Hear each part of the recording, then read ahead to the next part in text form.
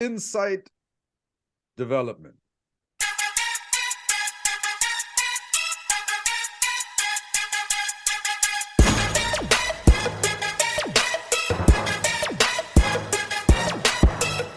All right, Rocky, you like this? So I walk with my dog Shyla, who you know very well. And every time a deep thought occurs to me, I record it into my phone, and then I pull it out on rainy days just like this. So my first thought today, my first insight is called family first.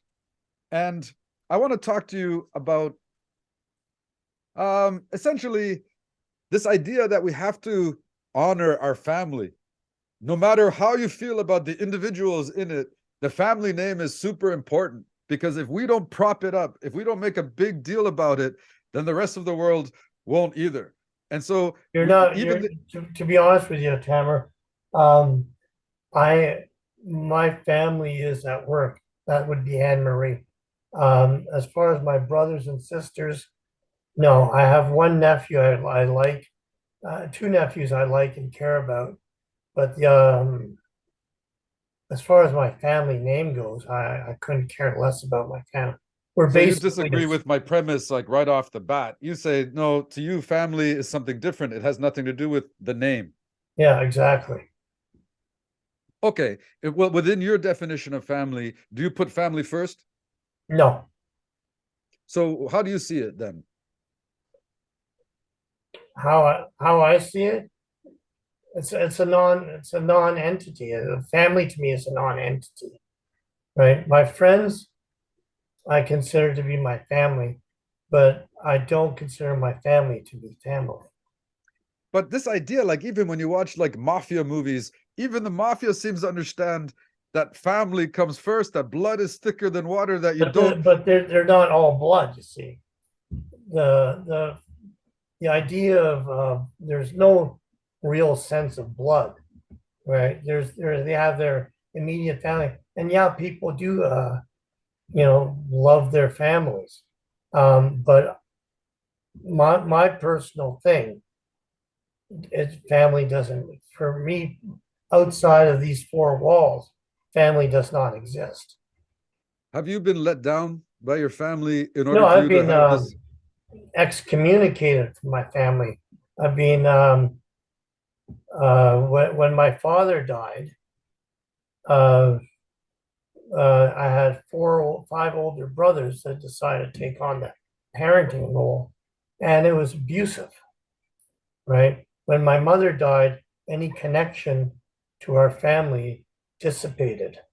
So I have my family consists of Anne Marie and Lucy, right?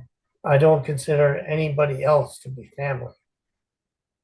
Okay, but under your definition of Anne Marie and Lucy, in that circle of family, you put family first. Uh, That family, don't you exalt your family and put that as your major like focal point and put them above everything else? I'm not sure.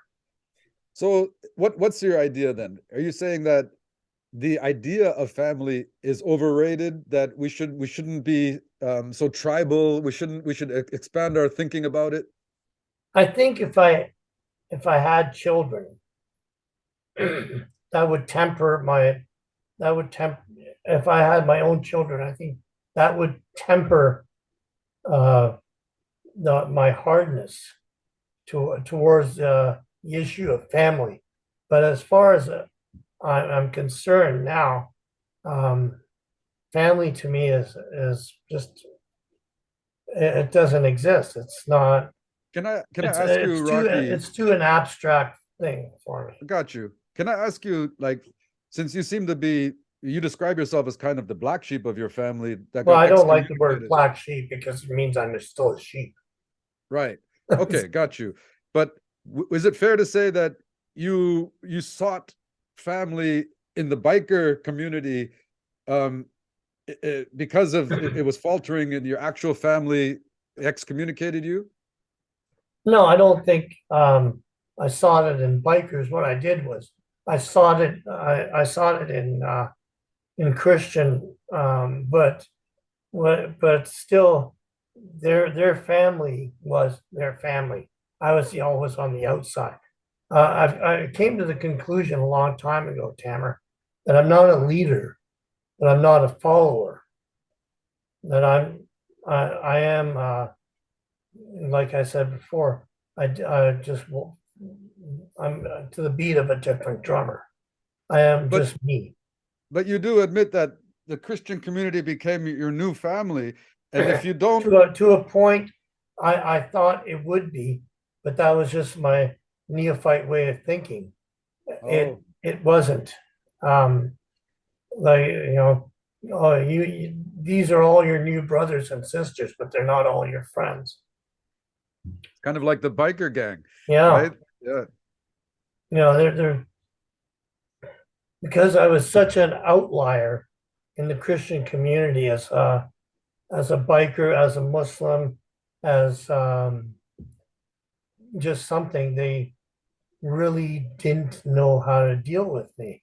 Um, so even the Christian bikers would say, he's more of an outlaw than he is a Christian, Mm-hmm. right? So Christian, but there was just this weird because I attracted more attention when I made the movie God Rides a Harley with and that was the secular.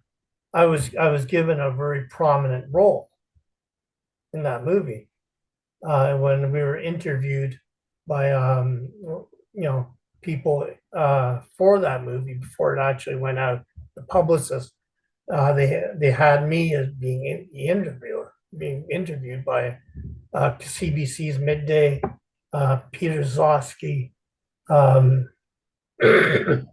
and some Globe and Mail. I was the one that was being interviewed, um, and that caused some jealousy, right? And so I was just always kind of on the outside looking in. All right, let's go on to the next insight. This one is Okay, called being willfully ignorant. And the idea is that, you can almost forgive some people for being actually ignorant and just oblivious to the world. But there are those people, and then there are people that, that pretend to be ignorant and are willfully ignorant, and they're I kind of am willfully they're not ignorant. not they're not facing the reality because there is an incentive to remain ignorant because of that. Ignorant is bliss. Why would we face the truth if that's going to cause us hardship and problems? So we're just going to remain ignorant. So what do you think about this? To be honest with you, I choose to be willfully ignorant of a lot of things because it's something I can't really do anything about, right? But if I actually go say, I know you're lying to me, right? For instance, my first wife, a friend of mine was having some issues, emotional issues. So I asked him to come live with me. He started having an affair with her. Hmm. So I asked him flat out, but I already knew the answer. And I said, Derek, are you sleeping with Christine?